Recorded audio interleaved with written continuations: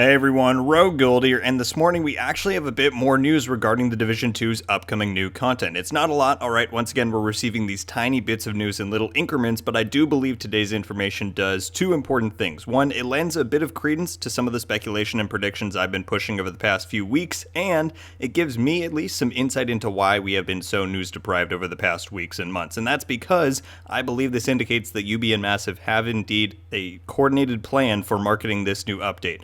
So let's just dive right in. Big surprise, our info for the day once again comes from Yannick, who's got to be the MVP of the year for keeping us in the slightest bit in the loop. And all of this sparked from discussion beginning on Tuesday of Season 7's odd ending date as labeled in-game. That's because while the final events for the season were scheduled to end in November, the end date for the season was posted as 22 weeks from now, which would be February of 2022. Now, I didn't cover this or even mention it because, believe it or not, this has happened like twice before in the past, and it turned out to be a bug both of those times and was shortly corrected, so I figured this was a mistake and just moved on, but others weren't so convinced. So Epic Slayers not only did a video on the matter, which I'll link below, but tweeted at Yannick asking the following: "Morning, can you confirm if the season timer of 22 weeks is a bug or accurate? Thanks." To which Yannick did indeed respond. He said, "We put an end date of the season on an abstract date to avoid spoiling the targeted release date of new content. Don't read into it too much." Alright. So this is very interesting. Again, I was convinced that this is a bug, so to hear that it was actually intentional is very interesting. It is a little bit of like, come on, we have to resort to Yannick's Twitter to find this out. A more casual fan might see a 22-week period of the current season in-game and be super disheartened to see how long it's lasting. So I wish there was a bit more formal communication here, but whatever. Apparently that's like asking for $1 million. So let's circle back to the important points I mentioned earlier. One, by him saying this, it indicates something very important to me, that being there is indeed a plan for all of this in place. If we're into September and they're worried about spoiling the release window for this content, what that tells me is that the Ubisoft's, marketing and PR teams have a very specific plan in mind for how they want to handle this release.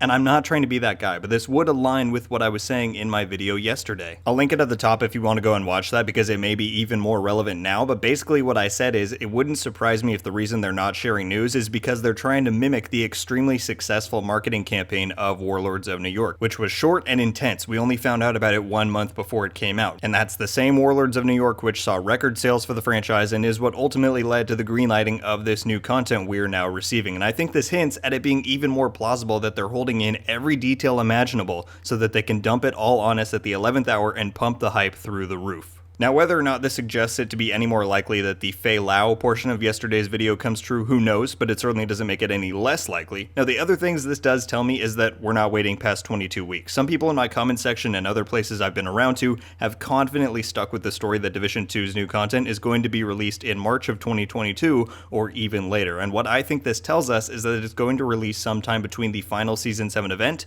which ends on November 30th, and this February date, which I believe is Valentine's Day, I think is what Epic said in his video, so this absolutely has shrunk the release window. You guys know that I've been boldly claiming December 7th for a long time for a potential release date, and this makes me even more confident that this new update content, or whatever it will come sometime in December. Maybe not the 7th exactly, to avoid some competition with other big releases, but the 14th to 21st, any Tuesday will do it. That's when they always do their big releases, and I honestly can't wait. I will say this doesn't rule out January. It could totally happen. I'm just sticking with my intuition that we see this in December. So with the general idea now that there is a definitive plan in place to market this thing, it's now just a matter of time until we see that plan put into motion. Thank you all so much for watching. Leave a like if you enjoyed this video, and be sure to subscribe with notifications on so you can be updated every time I upload. Let me know your thoughts on this whole deal. Did it surprise you to find out that the 22-week in-game timer was in fact intentional? And what do you think Yannick's words on the matter indicate? Certainly let me know all of that down below. I'm curious if this sways any of the March 2022 supporters' minds.